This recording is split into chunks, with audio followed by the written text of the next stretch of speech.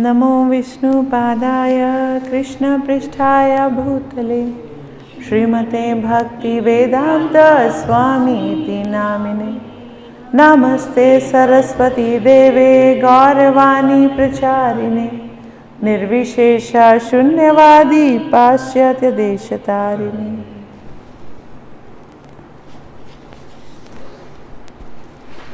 हरे कृष्णा।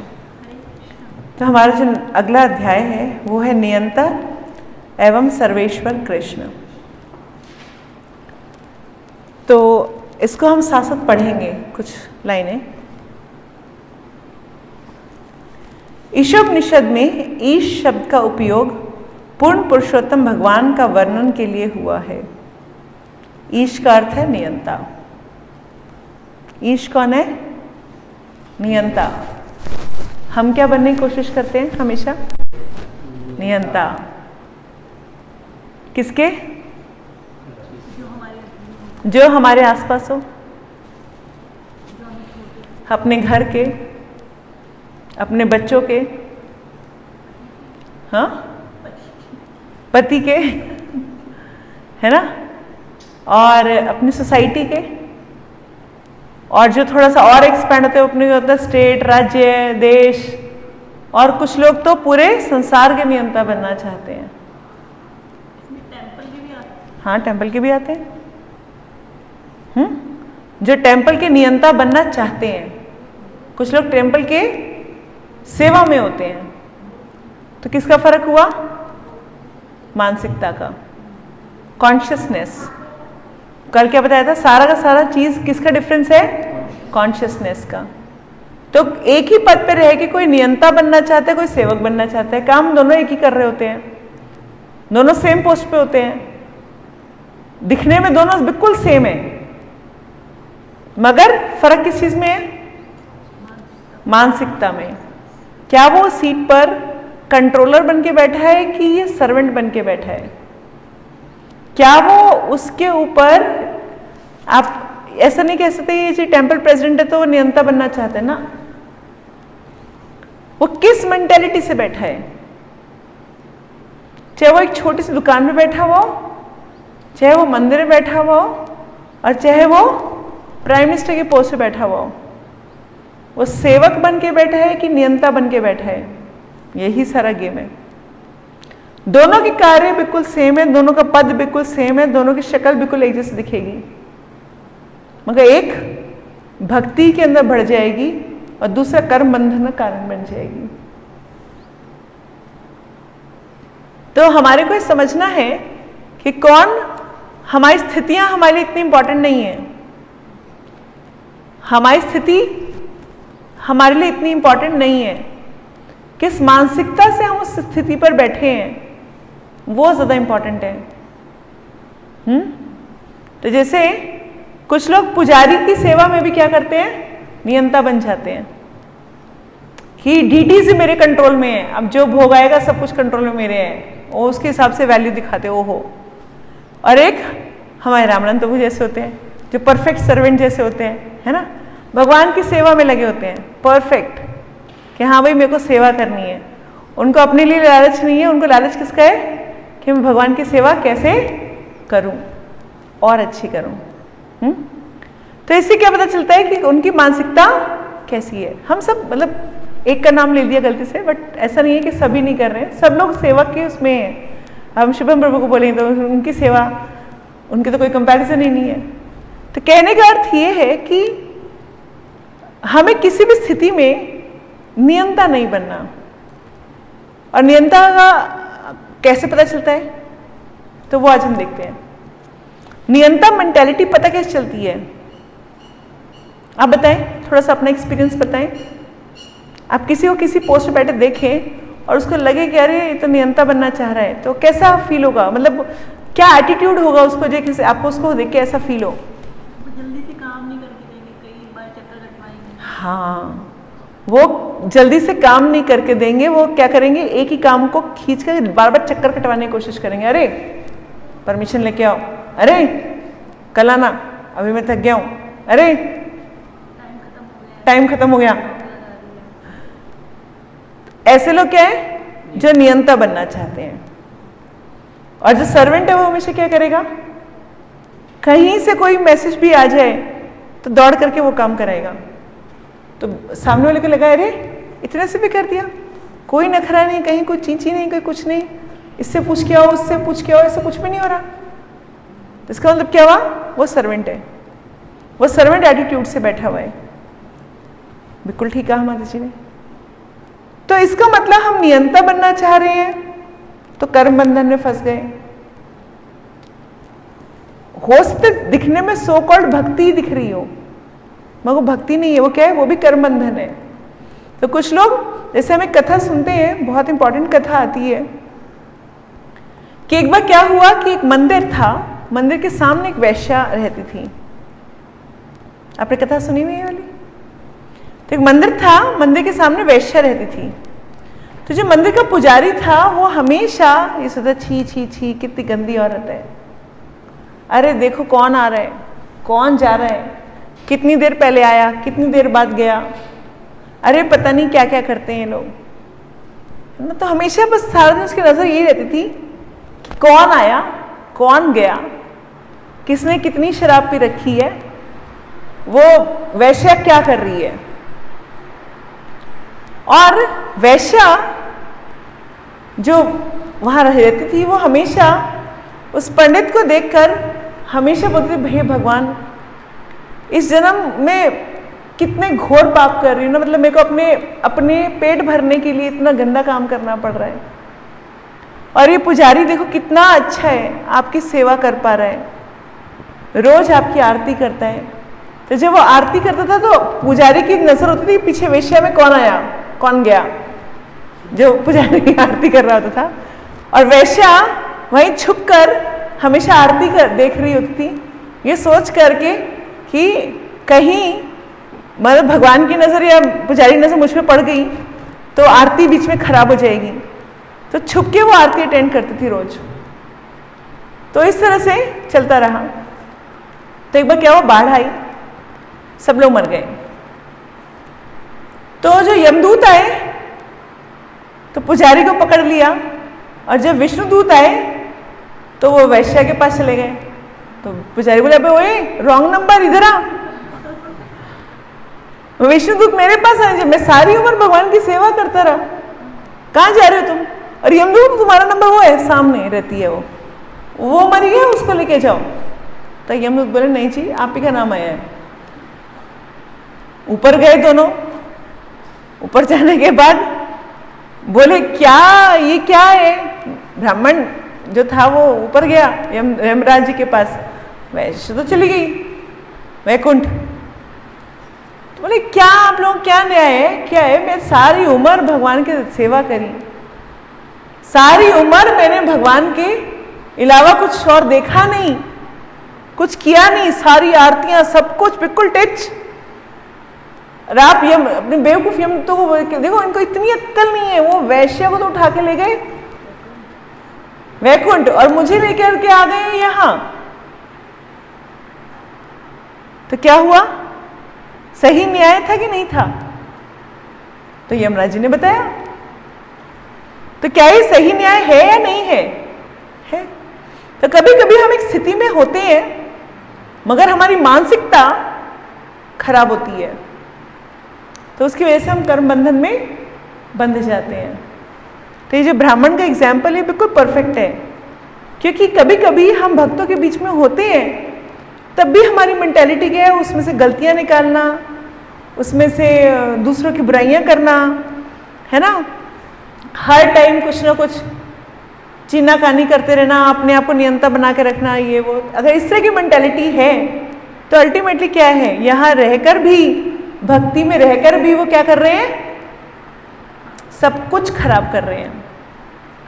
और भक्ति में रहकर ये सब करने में तो मैक्सिमम तो वैष्णव अपराध हो जाते हैं, पाप तो फिर माफ हो जाते हैं, वैष्णव अपराध तो माफ ही नहीं होते। यहाँ तो और बड़ी भारी समस्या है भक्ति में आकर।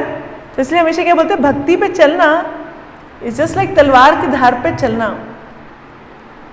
एक जरा सी गलती किया, सीधा खच गए। इजी भी है भक्ति, जो सरल लोग होते हैं, जो सीधे लोग होते हैं, उनके लिए भक्ति बहुत सरल है। उनके मन में कपट है ही नहीं, उनके मन में दोगलापना है ही नहीं, वो सीधा सीधा सीधा सीधा चलते हैं। तो भक्ति बहुत सरल है। मगर जो कपटी होते हैं, जो शक्ल में कुछ और अंदर से कुछ और बाहर से कुछ और होते हैं, उन लोगों के लिए भक्ति बहुत मुश्किल है, बहुत मुश्किल है। और चैतन्य चरितामृत में महाप्रभु ने कहा है, मैं सबको शरण में ले लेता हूं।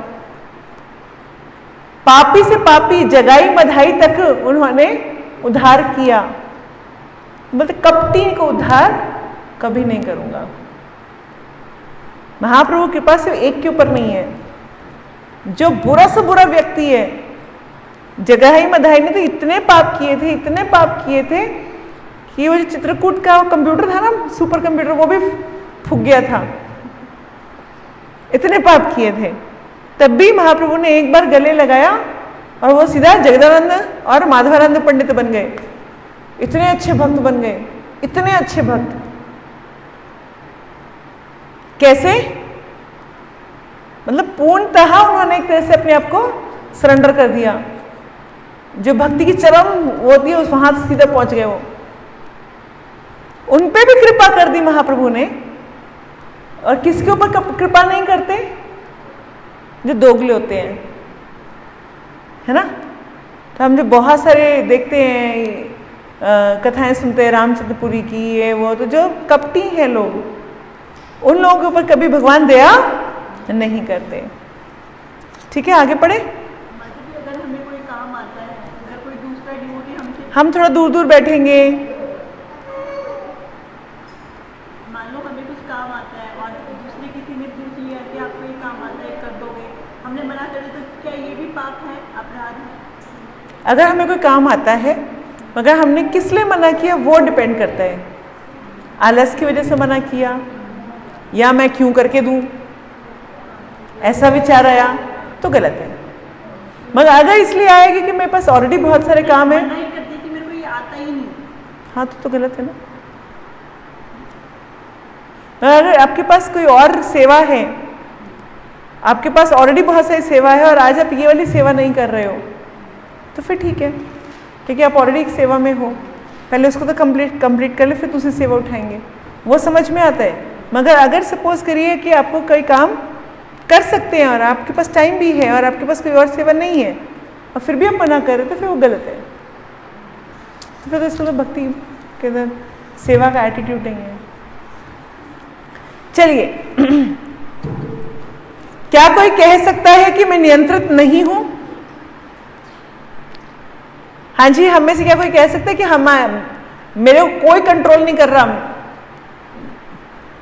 नहीं, ऐसा कोई भी नहीं कह सकता। अतः यदि आप नियंत्रित हैं, तो फिर आप यह क्यों घोषित करते हैं कि मैं नियंत्रित नहीं हूं, मैं स्वतंत्र हूं, मैं ईश्वर हूं? सब बकवास क्यों? मायावादी निर्विशेष दावा करते हैं कि मैं ईश्वर हूं, तुम ईश्वर हो, हर व्यक्ति ईश्वर है। बहुत सारे ऐसे पंथ हैं जो बोलते हैं भाई तू भी ईश्वर, मैं भी ईश्वर, सारे ईश्वर। बोलते हैं हम तो इतने समदर्शी हैं कि हमें तो सब भगवान नजर आते हैं। बातें करनी बड़ी अच्छी अच्छी लगती है, अरे वाह कितने महान लोग हैं ये, तो उनको सब भगवान जैसे नजर आते हैं। मगर शाम को फिर बोतल खोल के बैठ जाते हैं,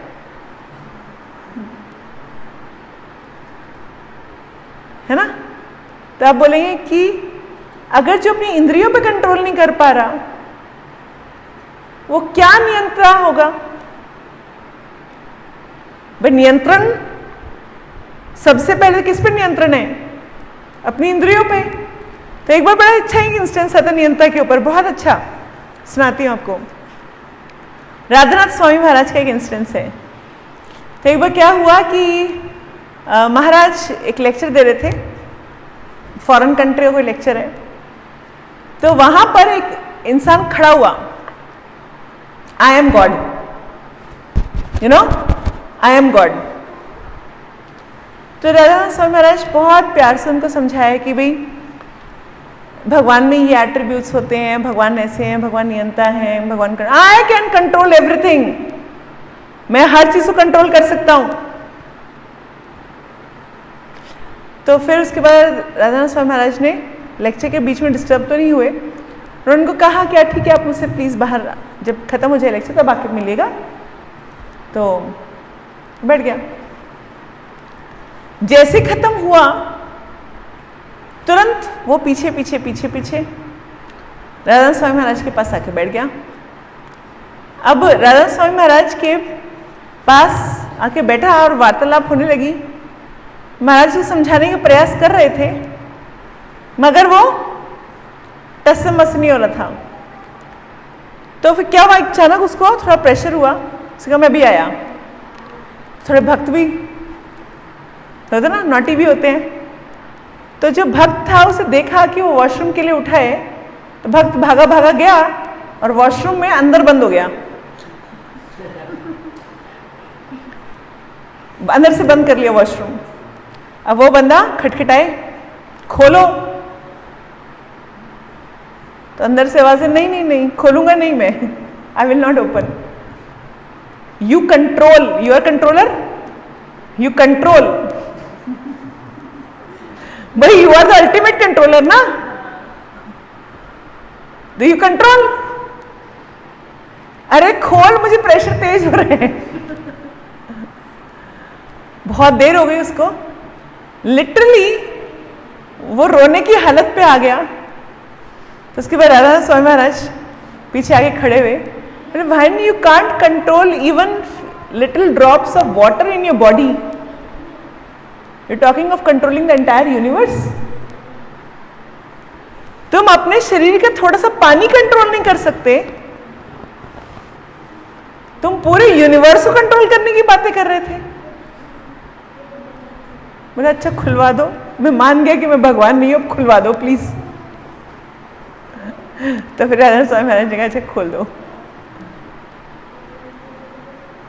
इसे क्या पता चलता है, ये सिर्फ एक बेवकूफी है सोचना कि मैं क्या हूं, ईश्वर।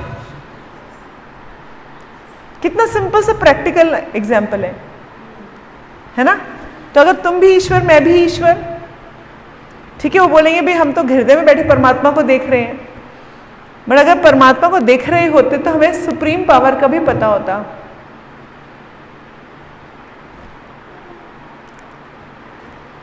तो मायावादी निर्विशेष दावा करते हैं कि मैं ईश्वर, तुम भी ईश्वर, हर व्यक्ति ईश्वर है, किंतु यदि वे नियंत्रित हैं तो फिर वे ईश्वर किस तरह हो सकते हैं? क्या कोई अर्थ है? ईश्वर कभी भी नियंत्रित नहीं होते, वे परम नियंता या नियामक हैं। अतः यदि कोई नियंत्रित है तो हमें तुरंत समझ जाना चाहिए कि वे ईश्वर नहीं है। अगर काल से भी, समय से भी वो नियंत्रित हैं तो वो भगवान नहीं हो सकते। जैसे बहुत सारे लोग बोलते हैं ये भगवान है, ये बाबा भगवान है, ये है वो है, तब देखो उनकी दाढ़ी वाइट हो गई है, उनके मुंह पे झुर्रियां आ गई हैं। भगवान तो ऐसे नहीं थे। हमारे कृष्ण तो 125 साल के थे जब महाभारत के युद्ध में थे, 125 ईयर होने के बावजूद भी 16 साल के यौवन लगते थे। उनके ऊपर तो कभी बुढ़ापा नहीं आया। आपने कभी भगवान कृष्ण की कोई फोटो नहीं देखी जिसमें मूछें थी, दाढ़ी थी, बूढ़े हो गए, रिंकल आ गए, बाल वाइट हो गए, है ना। गीता के ऊपर देखिए ना भगवान कितने सुंदर दिखाई दे रहे हैं। उनकी हमेशा या तो बच्चे की फोटो आई है या फिर, क्योंकि भगवान 16 साल पे आके रुक जाते हैं। वो तो मैया ने कहा था कि मैं आपके बाल रूप के दर्शन करना चाहती हूँ, तभी तो उनके बाल रूप के दर्शन करने स्वयं शिवजी आए।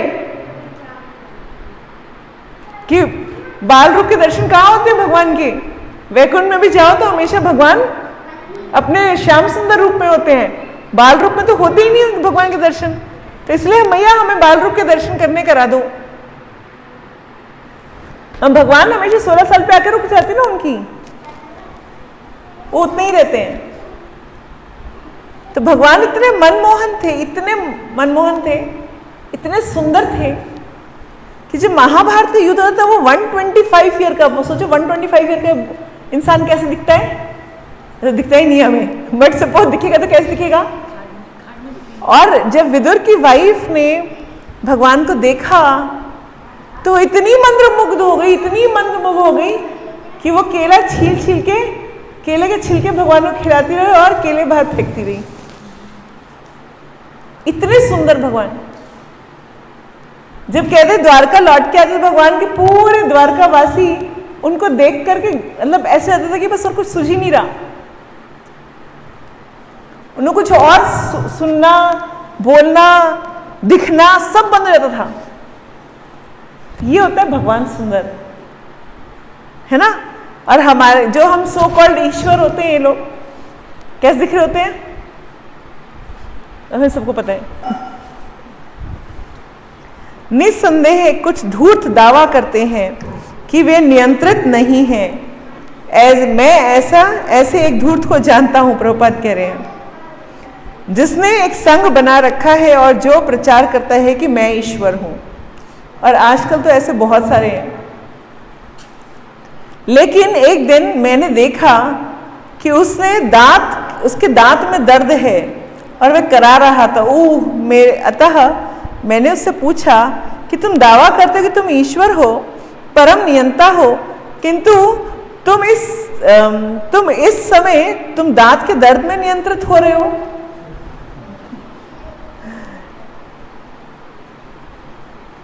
तुम किस तरह के ईश्वर हो?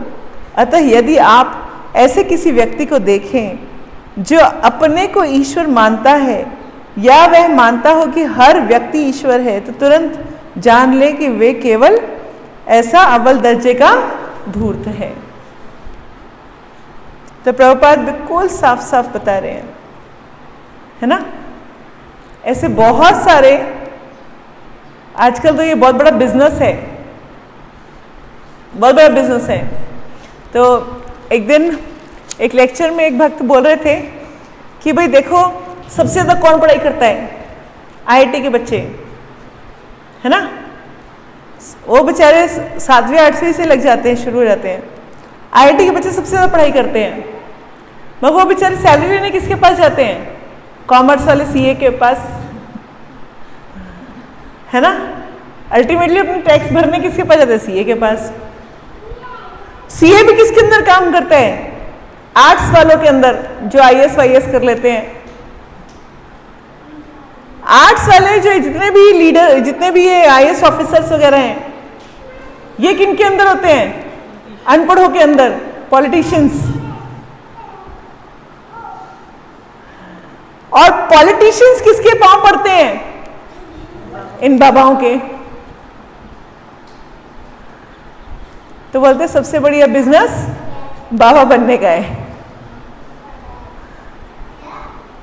मगर ध्यान रहे, जब हम डिक्लेयर कर देते हैं कि मैं भगवान हूं, तो हम भगवान के डायरेक्ट कॉम्पिटिटर बन गए।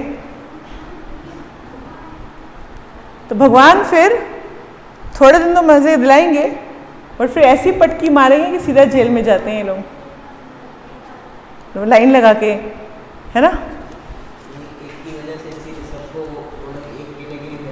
हाँ, फिर सब बोलते हैं अरे हमने देखे हुए हैं सारे, पता है कितने बाबा बूबा हैं, क्योंकि उनको असली गुरु को पता ही नहीं है। और इन लोगों के पास जाने वाला कौन है? जिनको चीप माल चाहिए, सस्ता माल चाहिए।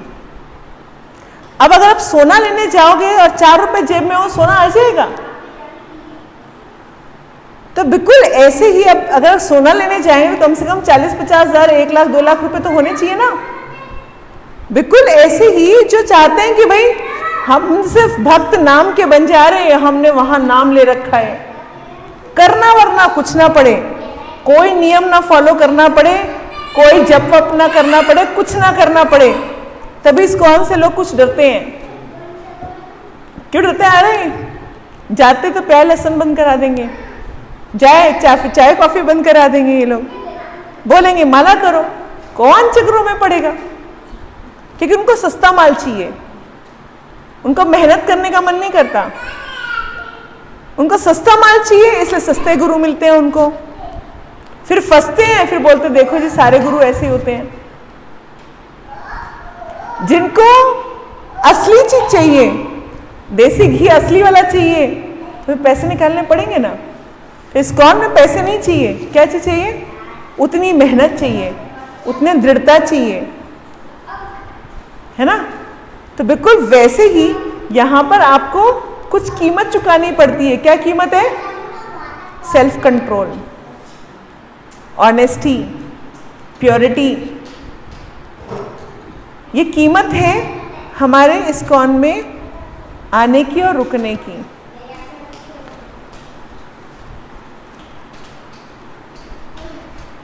लेकिन कहने का मतलब यह नहीं है कि जीव कुछ हद तक नियामक नहीं है। भगवान प्रभुपाद क्या कह रहे हैं? जीव भी नियामक है, नियंता है, बट थोड़े एक्सटेंड, लिमिटेड। भगवान क्या है? अनलिमिटेड। बच्चों बाहर खेलो, बाहर खेलो। भगवत गीता में भगवान कृष्ण कहते हैं कि सारे जीव उनकी उच्चतर शक्ति है। वे जीव उच्चतर शक्ति क्यों है? क्योंकि वे चेतन है, जबकि भौतिक शक्ति ऐसी नहीं है। तो भगवान क्या बोल रहे हैं? फिर समझाती हूं ये क्या कहा। भगवान ने परा और अपरा शक्ति बताया। भगवान ने कहा एक होती है इंफीरियर और एक होती है सुपीरियर एनर्जी। तो जो जड़ पदार्थ है, जैसे ये बॉटल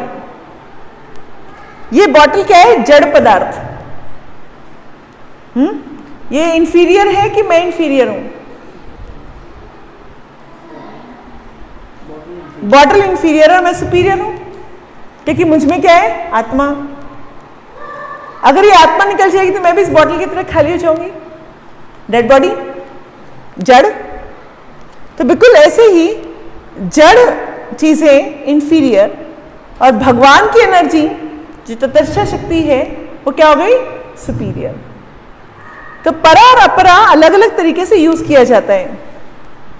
अगर भौतिक संसार और आध्यात्मिक संसार को देखेंगे तो क्या होगा? भौतिक परा बन जाएगा और जो आध्यात्मिक संसार है क्या बन जाएगा? अपरा, सुपीरियर। तो अगर हम जड़ और जीवों को देखेंगे तो क्या हो जाएगा? जड़ जितने भी आइटम हो गई, ये माइक क्या है? इंफीरियर है ना। ये टूट जाएगा तो हमें ज्यादा दुख नहीं होएगा। अगर मेरी टंग टूट जाएगी तो जरूर दुख होएगा ना, क्योंकि मैं क्या हूं? सुपीरियर। क्यों? जीव तत्व, क्योंकि मैं आत्मा हूं। जैसी आत्मा निकल जाएगी फिर वो भी इंफीरियर हो जाएगा, है ना। तो इसीलिए भगवान ने क्या बोला? ये जीव उच्चतर शक्ति क्यों है? क्योंकि वे चेतन हैं। चेतन क्यों है? क्योंकि आत्मा है उनमें। इसे जीव कुछ हद तक भौतिक शक्ति को नियंत्रित कर सकते हैं। इसलिए हमें कुछ चीजें कंट्रोल करने को दी हैं। जैसे मैं ये बॉटल पकड़ के उठा सकती हूँ, इसको कंट्रोल कर सकती हूँ, क्योंकि ये जड़ है, इसलिए मेरे कंट्रोल में आ गई। कुछ लिमिटेड चीजें मेरे कंट्रोल में आ जाएगी, बट यहीं पे 100 किलो का अगर कुछ रखा हो तो मेरे कंट्रोल में नहीं आएगा। जड़ चीज भी मेरे कंट्रोल में पूरी तरह से नहीं आएगी, लिमिटेड तक है मेरी पावर। ये आधा किलो की बोतल में मैं आराम से उठा लूंगी, 2 किलो का होगा तो भी उठा लूंगी, बट यहीं पे 50-100 किलो होगा तो नहीं उठा पाऊंगी। सुपीरियर नहीं है, बट मेरी पावर लिमिटेड है। भगवान होगा तो भगवान देखेंगे तो उठ जाएगा। बात समझ में आ गई? इसका मतलब हमारी जो पावर है, नियंत्रण पावर है, जड़ पदार्थों के ऊपर हमारी नियंत्रण पावर है, मगर लिमिटेड है। ये मुझे कंट्रोल नहीं कर सकते, तो मेरे को बिल्कुल भी कंट्रोल नहीं कर सकते, बट मैं इनको कंट्रोल कर सकती हूँ, बट कितनी? लिमिटेड। एक लिमिट तक मैं कंट्रोल कर सकती हूँ, उसके बाद वो भी मेरे कंट्रोल से बाहर निकल जाता है ना। जैसे कुछ भी ले लीजिए, समझते हैं हम लोग तो इस बात को। उदाहरण, जिस मंदिर में सारे साज सामग्री पदार्थ हैं, पृथ्वी, जल, अग्नि और वायु से बनाई गई हैं, किंतु वह कोई जीव ही था जिसने भौतिक शक्ति को कृष्ण की पूजा करने में के हेतु इस साज सामग्री में ढाला। दूसरा उदाहरण है, यूरोप के लोगों के आने के पूर्व अमेरिका की यह भूमि अधिकांश निर्जन थी।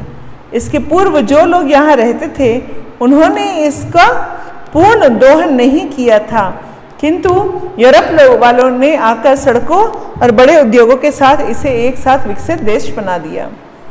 प्रभुपाद अमेरिका का एग्जाम्पल दे रहे हैं कि जब तक अमेरिका को डिस्कवर नहीं किया था, है ना, कोलंबस पहुंचा का था, कोलंबस तो अमेरिका ही पहुंचा था, तो वहाँ जब अमेरिका जब तक डिस्कवर नहीं हुआ था तब तक वहाँ पे सिंपल सिंपल लोग रहा करते थे। मगर फिर जैसे वो उन्होंने वहाँ पहुँचे, यूरोप के लोग वहाँ पहुँचे, तो उन्होंने क्या किया, उनको एक्सप्लॉइट करना शुरू किया, फिर रोड बना दी, ये बना दिया, वो बना दिया, वैसे तो उन्होंने कंट्रोल कर लिया। अतः उच्चतर शक्ति अर्थात जीव भौतिक शक्ति पर कुछ नियंत्रण रख सकते हैं, कुछ नियंत्रण रख सकते हैं। इसकी व्याख्या कृष्ण ने भगवद गीता में की है, ययेद धार्यतः जगतः, इस भौतिक जगत की महत्ता जीवों के कारण है। लॉस एंजलिस, न्यूयॉर्क और लंदन जैसे विशाल शहरों का महत्व तब तक है जब तक वहाँ जीव रहते हैं। इसी तरह शरीर तब तक मूल्यवान है जब तक उसमें जीव मतलब कि आत्मा है। इसलिए आत्मा पदार्थ श्रेष्ठ है।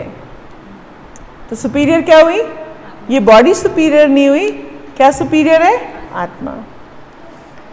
लेकिन यह श्रेष्ठता का दुरुपयोग इंद्रिय तृप्ति हेतु पदार्थ का शोषण करने के लिए हो रहा है। बट अभी हम क्या कर रहे हैं, हर चीज को एक्सप्लॉइट कर रहे हैं, ये भी मेरा, ये भी मेरा, सारा कुओं का तेल भी मेरा, निकालते जाओ, है ना।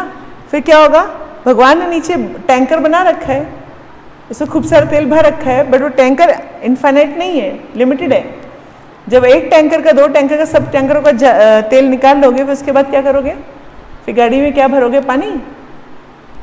फिर बोलते नहीं, अब खत्म होने वाला पेट्रोल, अब इलेक्ट्रिक कार पे आते हैं।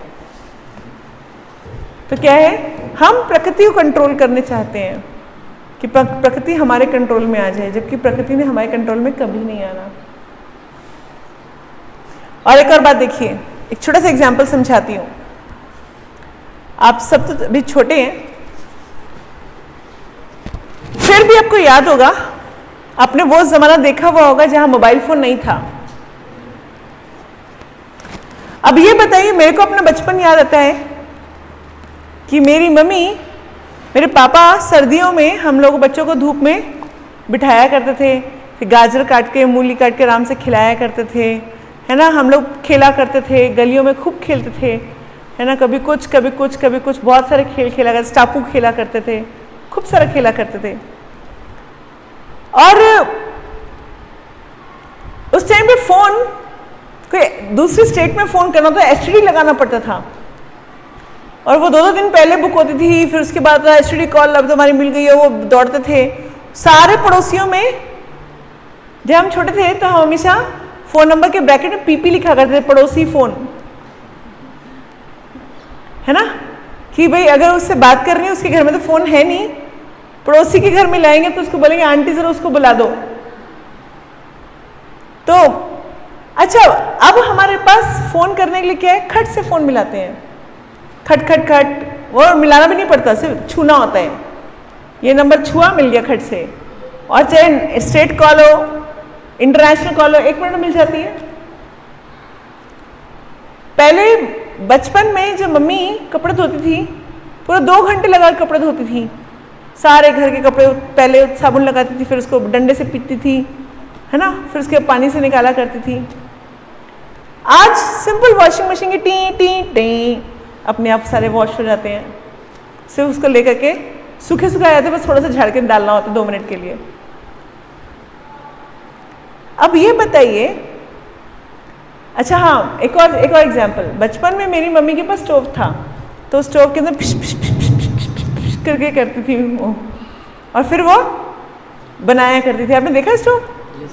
Okay, अंगीठी stove. आजकल तो सिंपल टिक करो, गैस चल जाती है।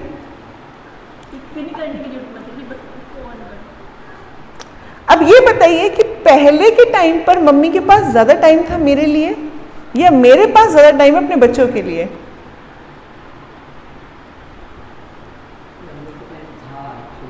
पहले टाइम बहुत था, हम पापा मम्मी के साथ खेला करते थे, हम खूब घंटे ऐसे सड़कों पे खेलते थे। आजकल तो टाइम ही नहीं किसी के पास, और शहरों में जाएंगे तो बिल्कुल टाइम नहीं है।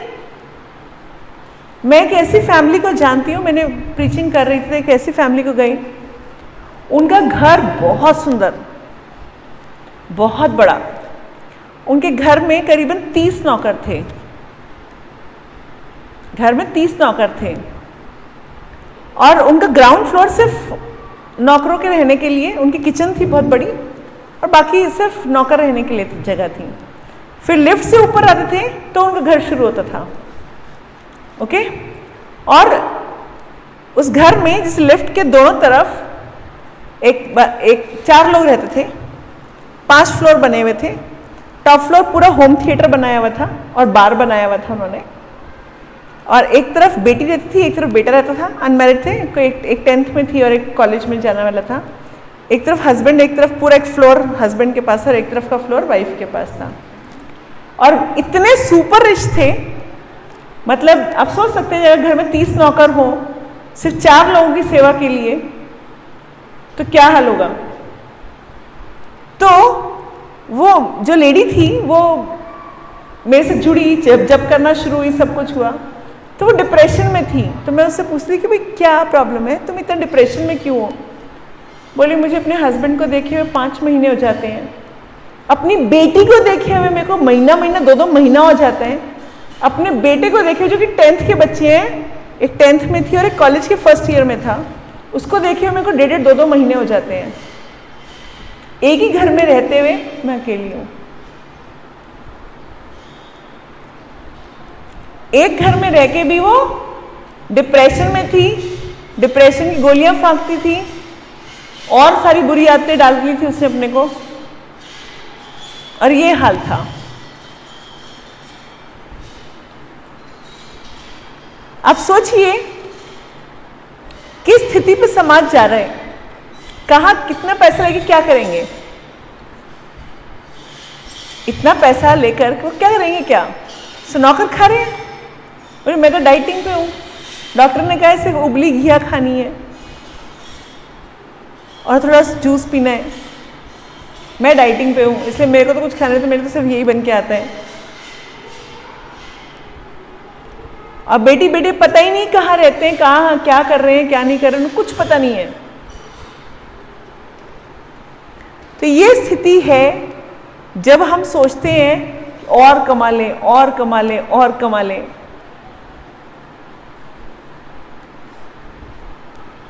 तो कहने का अर्थ क्या हुआ, वही जो कुछ एग्जाम्पल्स एक्चुअली से हमें समझ में आता है कि जिस रैट रेस में दुनिया भाग रही है उनके पास टाइम ही नहीं है अपने लिए।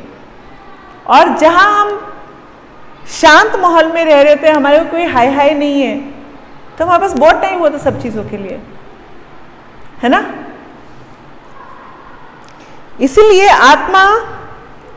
इसीलिए इस श्रेष्ठता का दुरुपयोग इंद्र तृप्ति हेतु पदार्थ का शोषण करने में हो रहा है। यही बद्ध जीवन है। हम यह भूल चुके हैं कि यद्यपि हम पदार्थ से श्रेष्ठ हैं, फिर भी हम ईश्वर के अधीन हैं। तो चाहे हम इन पदार्थों से, इस बॉटल से मैं सुपीरियर हूँ, श्रेष्ठ हूँ, मगर फिर भी मैं भगवान के अधीन हूँ, मैं नियंता नहीं हूँ।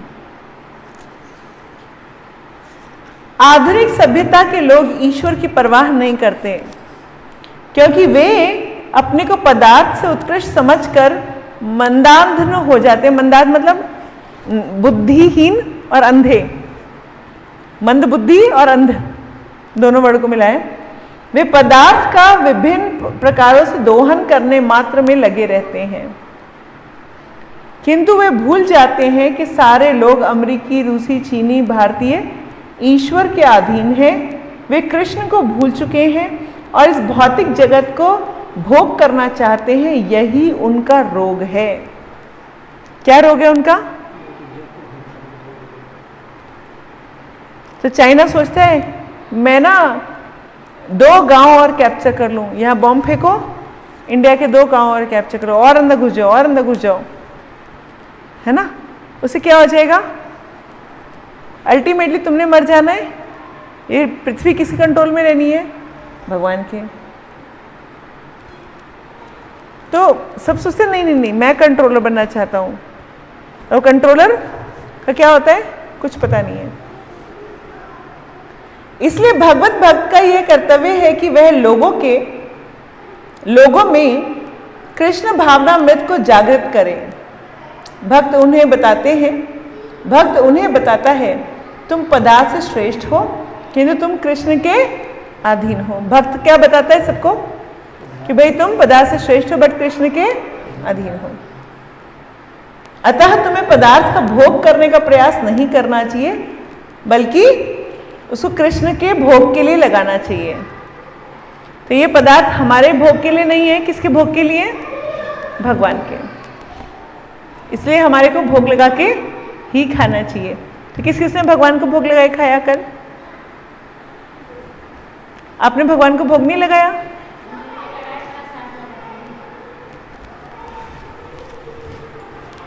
आप अभी कुछ नहीं बना रहे हो घर में? अच्छा कोई बात नहीं, कोई बात, समझ गई मैं। अभी तो यहाँ किचन नहीं है ना।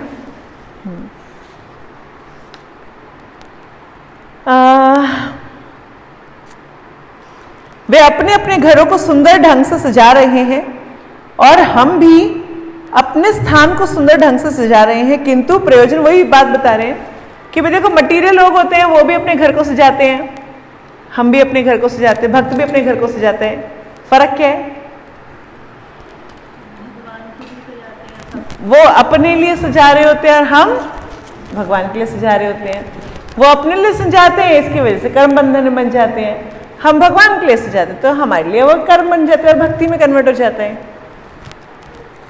इतना आसान है, ठीक है? तो हमारे क्या करना चाहिए? हर काम भगवान के लिए करना चाहिए। पिछली क्लास में सीखा था। कृष्ण निकृष्ट शक्ति अर्थात, प्रभु नेक्स्ट पेज पे आ गई हूं।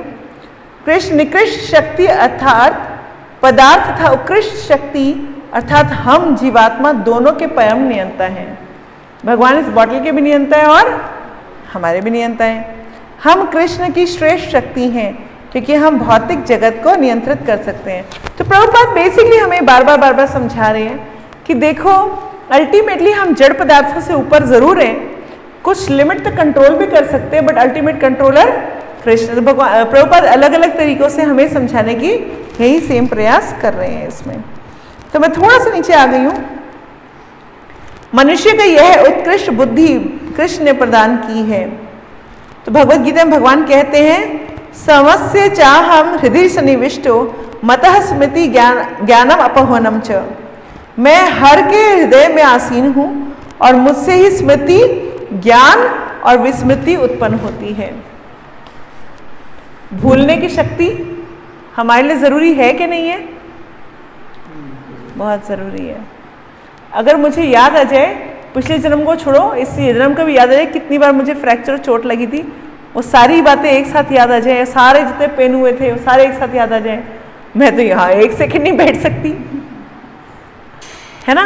इसलिए भगवान क्या करते हैं, कोई कुछ होता भुलाते रहते हैं। एक बार हुआ भुला दिया, फिर दूसरी बार वो भुला दिया, बुलाते रहते हैं, तभी तो हम लोग आगे बढ़ पाते हैं। और याद रखने की स्मृति भी भगवान की दी हुई है। इसे करो अब उसे करो, यह निर्देश मनमाना नहीं है। मनुष्य पिछले जन्म में कुछ करना चाहता था किंतु इस वर्तमान जीवन में वह उसे भूल जाता है, अतः कृष्ण उसे स्मरण दिलाते हैं कि तुम कुछ करना चाहते थे, यह रहा अवसर। तो मैंने आपको क्या बोला था कल, इसका नाम क्या बताया था?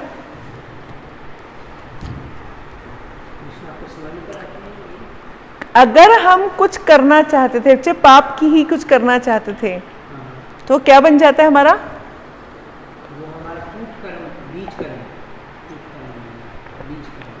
कूट से तो मेंटालिटी बनती है, बीज कर्म बन जाता है। और वो बीज कर्म क्या करेगा? उसी समस्या, उसी तरह की सिचुएशन में लाके खड़ा करेगा ताकि आप वो कर्म कर लो। तो जो बुरा कर्म करना चाहते थे और अगर आपको इस जन्म में नहीं भी कर पाए तो भगवान क्या करेंगे? कर्म पाप तो एज इट इज चलते रहेंगे ना अगले जन्म में। तो कुछ आपकी प्रवृत्ति में डाल देंगे, कुछ आपके सर्कमस्टांसेस में डाल देंगे कि आप वो कर्म करो।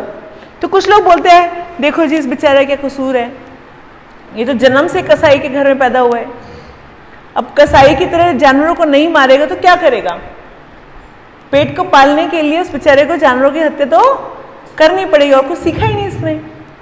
तो एक्चुअली पिछले जन्म में वो जानवरों को मारने की इच्छा लेकर के पैदा हुआ, मतलब मरा था, इसलिए वो कसाई के घर में पैदा हुआ ताकि वो और वही काम जो करना चाहता था वो और कर सके।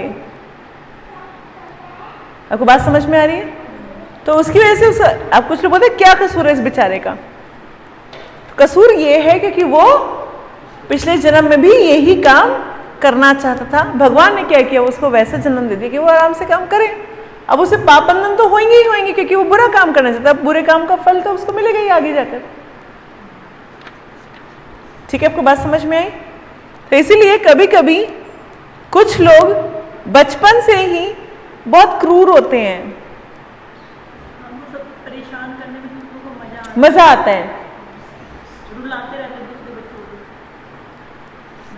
को। तो वो ऐसे क्या होता है कि कुछ तो बचपन की नटखटता होती है, बट कुछ लोगों की प्रवृत्ति होती है। तो जो कुछ बचपन की नटखटता है वो तो ठीक है, बच्चों में नॉटीनेस तो होती है, बट कुछ लोगों की प्रवृत्ति होती है कि उनको दूसरों को तंग करके बहुत आनंद आता है। और जब ऐसे लोग होते हैं इसका मतलब क्या है, पिछले जन्म में वो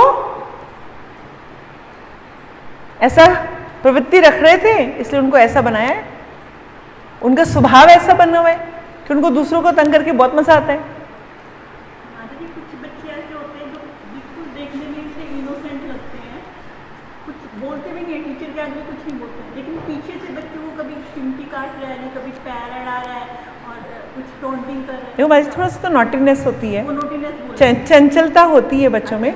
देखो हम बच्चे चंचल नहीं होंगे तो क्या हम चंचल होंगे? नहीं, इसको नोटिनेस बोलेंगे। हाँ, इसको नॉटीनेस बोलेंगे, है ना। मगर कभी कभी कुछ लोग क्रूर भी होते हैं, दिखने में चाहे कितने सुंदर हो मगर वो क्रूर होते हैं, मतलब हार्टलेस होते हैं। जानबूझ के किसी को दर्द करने में उनको बहुत मजा आता है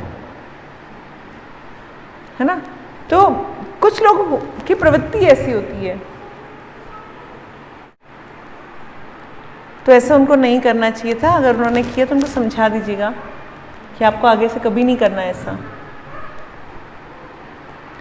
इसे कर अब आगे प्रभुपाद कह रहे हैं तुम यह करना चाहते थे, यह रहा अवसर। भगवान के कह रहे तुम ये करना चाहते थे ना, ये लो तुम्हारा अवसर आ गया। अतः आपके पास उत्कृष्ट बुद्धि होने पर भी उसका नियंत्रण कृष्ण द्वारा किया जाता है। यदि कृष्ण आपको बुद्धि देते हैं तो आप इस सुंदर माइक्रोफोन को बना सकते हैं, अन्यथा आप नहीं बना सकते। इसीलिए जीवन के हर क्षेत्र में हम कृष्ण द्वारा नियंत्रित होते हैं। तो हमारी सब चीज़ें कौन कंट्रोल, किसके कंट्रोल में है? भगवान के। तो हम सिर्फ क्या कर सकते हैं? हरे कृष्णा कृष्णा कृष्णा हरे हरे, हरे राम राम राम हरे हरे। सिर्फ ये हमारे कंट्रोल में है, ये करना हमारे कंट्रोल में, बाकी हमारे कंट्रोल में कुछ भी नहीं है। श्रील प्रभुपाद की जय।